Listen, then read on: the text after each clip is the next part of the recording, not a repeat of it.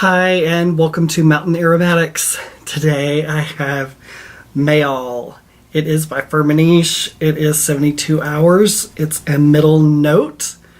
And I'll read what I wrote on the back. Again, I write my own descriptions on the back. And I write how long they last on the test strip and kind of where they fall into a top note, middle note, or bottom note. I write that on the front. It just helps me because if you start to get a number of materials, it helps you instead of, oh yeah, what was that, and having to look it up online again. So I wrote, fresh, soft, clean, white petal and blossoms. It gives lift and smoothness, diffuses wood to the top of the fragrance, and then gives, goes well with bergamot. It goes well with a lot of things, but I just wrote that. So, anyway, so this is incredibly floral. It smells like more white petal floral, but I detect a tiny bit of rose in the background, ever so slightly, but it definitely is a clean white petal. This is not a heavy narcotic. This is a really softer aroma and it reminds me a little bit of Lily of the Valley. And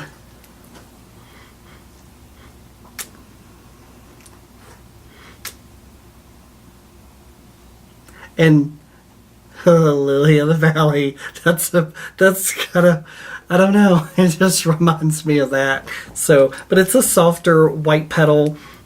To me, this is one of those materials, I could be wrong. This is obviously my opinion and what I get from it. To me, I use this in two ways. One, I love the aroma, so I use it because, wow, this smells really good. I want to add this to my formula. But number two, this is a worker material where I kind of read where it gives like some smoothness, some rounds out some stuff, and gives a little bit of lift. I'm not going to say it gives a lot of projection. I wouldn't say that. I would say it gives it a little bit of lift. Yeah, that's what I would say. The other thing that's cool about this is that it gives, it diffuses the wood. So if you have something really, really heavy, it will bring that wood heaviness to the top or throughout your formula when you're smelling it, throughout your fragrance. It'll bring it all the way up. That's really cool. So to me, this is a worker material. And again, I feel like you hear sometimes the same thing from me over and over and over, but it's true. This is one of those materials that I'm like, I think you should have it. I really think it's an important material. I use the heck out of it. I'm almost at the end of this one. Yeah, I have this much left. I have barely any left at all. I love it. It's really nice. So let's check. Oh, hold on. So it is a watery consistence. It's maybe a tiny bit thicker than water. Yeah, a little tiny bit thicker than water. As you can see, it's clear. You can probably see on the back through when I have a black shirt. I'm recognizing that it's easy to see this when I have a black shirt on. But so that's the consistency and the color. Here, whoa. I love this.